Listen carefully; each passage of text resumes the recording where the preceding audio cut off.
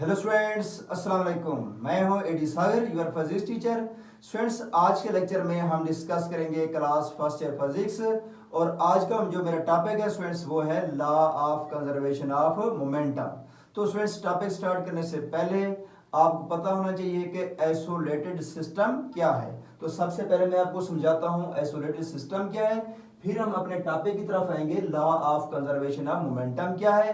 क्योंकि isolated system को समझना जरूरी है ताकि आपको law of conservation of momentum समझ आए। अब देखिए स्टूडेंट, यहां पर मैं हेडिंग देता हूं आइसोलेटेड सिस्टम। आइसोलेटेड सिस्टम क्या होता है, मैं यहां पर डेफिनेशन लिखता हूं, the system on which no external force acts upon it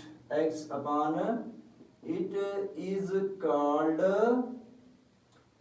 isolated system। Students, ये वो सिस्टम होता है जिस सिस्टम के ऊपर कोई एक्सटर्नल फोर्स एक्ट ना कर रही हो। सिस्टम के इंटरनल फोर्स बेशक एक्ट कर रही हो, बाहर से कोई फोर्स उसको ऊपर एक्ट ना कर रही हो। एग्जांपल के तौर पर आपको यहाँ पर एग्जांपल देता हूँ, यहाँ पर हेडिंग देता हूँ एग्जांपल की। For example, gas molecules are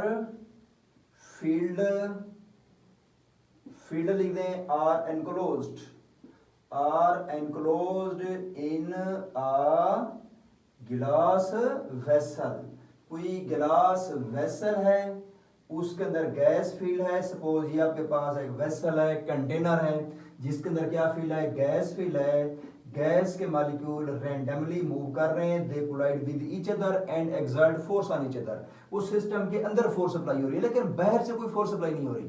ठीक है, अब यहां पे इसलिए लिखा हुआ है ना, the system on which no external force act upon it. अब यहां पे लिखता हूं, they move the gas molecules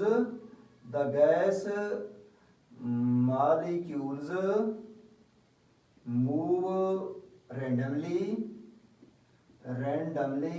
and collide with each other and exert force on each other। जब कोलाइड हो रहे हैं दूसरे के ऊपर फोर्स अप्लाई कर रहे हैं, and exert force on each other but no external force, कोई बाहर की फोर्स इसको एक्ट नहीं कर रही, but no external force is acting on it. Clear हो गया? तो इसलिए ये सिस्टम क्या है, आपके पास आइसोलेटेड सिस्टम है। क्लियर? अब देखिए स्टूडेंट्स, यहां पर मैं आपको समझाता हूं law of conservation of momentum, क्योंकि उसकी डेफिनेशन यही है कि फॉर एन आइसोलेटेड सिस्टम। यहां से डेफिनेशन स्टार्ट करते हैं, क्योंकि ये कौन सा सिस्टम है, आइसोलेटेड सिस्टम है। For an isolated system momentum of a one molecule transfer to the other molecule. जब एक मॉलिक्यूल दूसरे मॉलिक्यूल के साथ कोलाइड होता है, अपना मोमेंटम दूसरे को ट्रांसफर कर देता है, but total momentum of the system remains constant और कंजर्व्ड। ठीक हो गया? तो अब यहां पे मैं डेफिनेशन लिखता हूं law of conservation of momentum की। देखें, law of conservation of momentum. सबसे पहले आप हेडिंग दे देनी है आपने। अब इसको आपने डिफाइन करना है कि for an isolated system momentum of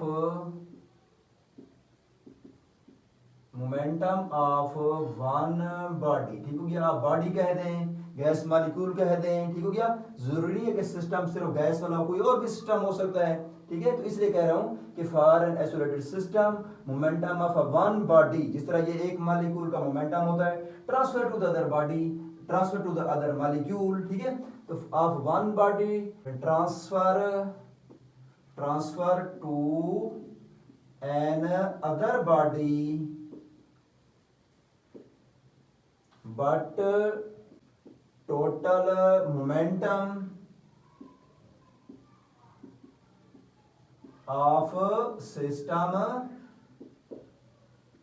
remains conserved, conserved लिख सकते हैं या लिखते हैं कांस्टेंट, ठीक है, एक ही मतलब है। ये थी definition students law of conservation of momentum की। आप स्टूडेंट्स एग्जांपल यहां पर भी देखते हैं, एक्सप्लेन करते हैं इसको। सबसे पहले डिफाइन किया मैंने इसको, अब इसको मैं यहां पर हेडिंग देता हूं एक्सप्लेनेशन की। तो यहां से एक्सप्लेनेशन स्टार्ट करनी है आपने। आपने लिखना है consider a system in which two bodies, अब देखिए students, consider system in which two bodies of masses. अब देखिए स्टूडेंट्स, दो बॉडीज हैं, उनकी मैसेस क्या है, m1 and m2 and both are moving with velocity v1 and v2।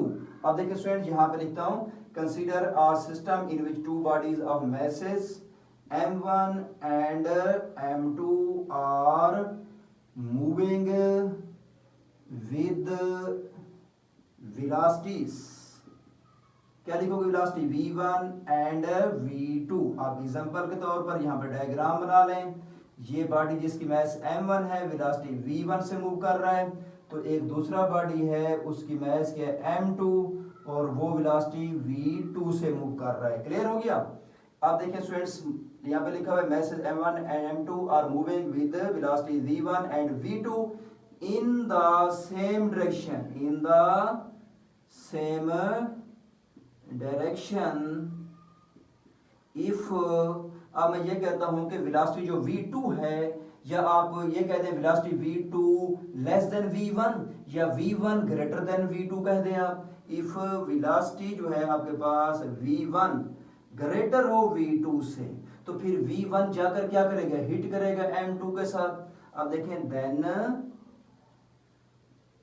body of mass m1 will hit to body of mass m2, क्योंकि इसकी velocity ज्यादा है। v1 मैं कह रहा हूं कि अगर ग्रेटर होगी v2 से, क्योंकि सेम डायरेक्शन में मूव कर रहे हैं, तो ये जाकर उसको हिट करेगा। देन देयर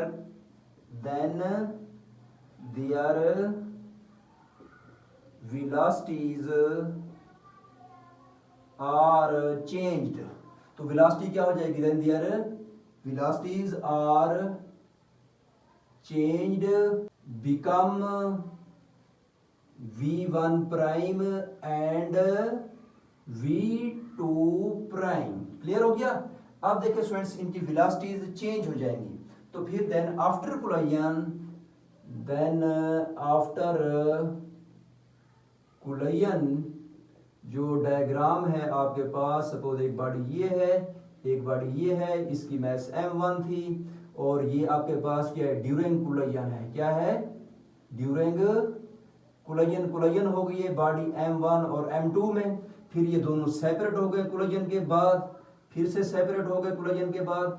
अब ये वेलोसिटी v1 प्राइम से मूव कर रहा है, ये वेलोसिटी v2 प्राइम से कर रहा है, क्योंकि कोलिजन के बाद मास चेंज नहीं हुई, बल्कि क्या चेंज हुई है, वेलोसिटी चेंज हुई है। ठीक है।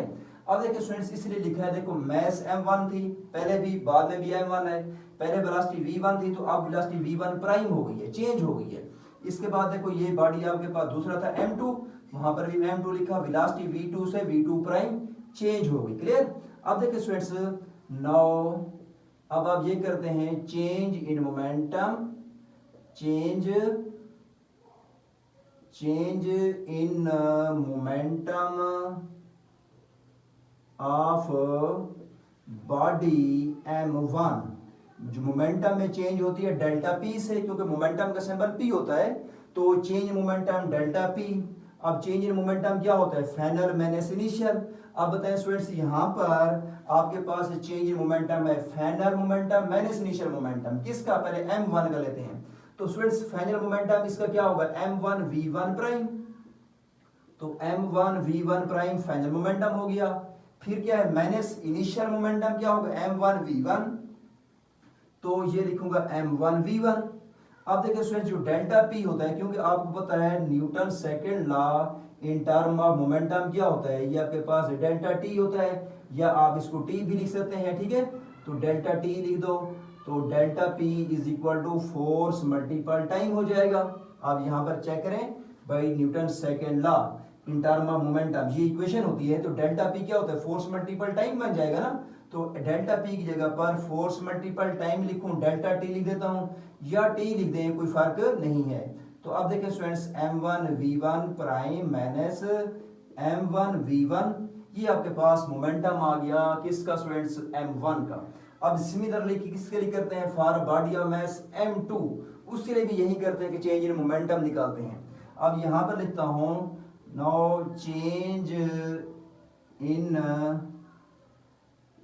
Momentum of body of mass m2, जिसकी मास m2 है, उसका चेंज इन मोमेंटम क्या होगा, फाइनल माइनस इनिशियल।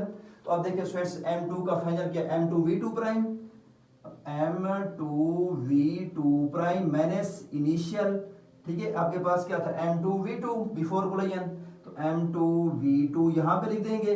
उसी तरह स्टूडेंट्स डेल्टा पी क्या है, फोर्स मल्टीपल टाइम के, जिसको हमने इंपल्स भी कहा था प्रीवियस लेक्चर में, ठीक है। अब देखें स्टूडेंट्स, फोर्स मल्टीपल टाइम, ये फोर्स कौन सी होगी, प्राइम वाली होगी, ठीक है। अब देखें स्टूडेंट्स, नेक्स्ट आपके पास ये क्या बन जाएगी, is equal to m2 v2 prime minus m2 v2 prime, ठीक हो गया।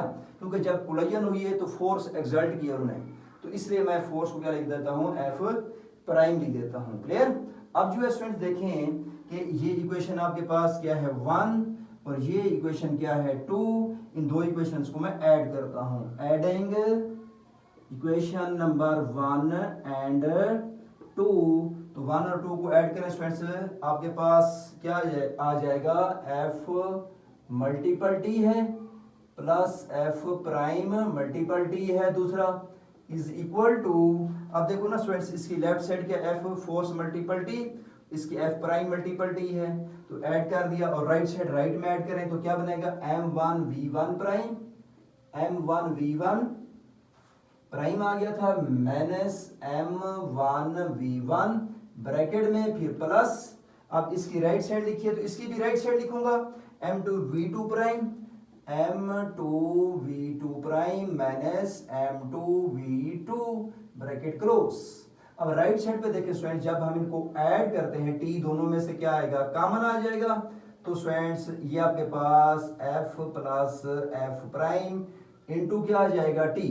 देखो ना आपके पास ये ऐड हो रही है ना, जब ऐड करेंगे तो t दोनों में से क्या आता है, कॉमन, तो फिर f प्लस f प्राइम बचता है, is equal to m1 v1 prime minus m1 v1, इसको भी आप एज इट आने दें, plus m2 v2 prime minus m2 v2, इसको भी ब्रैकेट में बंद कर दें।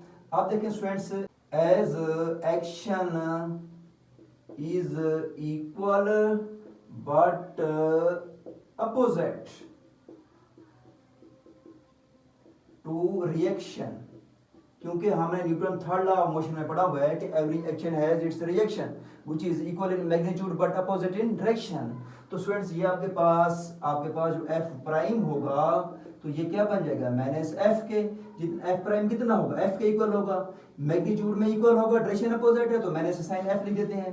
तो अब देखें स्टूडेंट्स, इसमें पुट कर देता हूं माइनस f, तो f माइनस f के f प्राइम की जगह पे क्या लिखूंगा, माइनस f, तो इनटू क्या है आपके पास t is equal to m1 v1 prime minus m1 v1।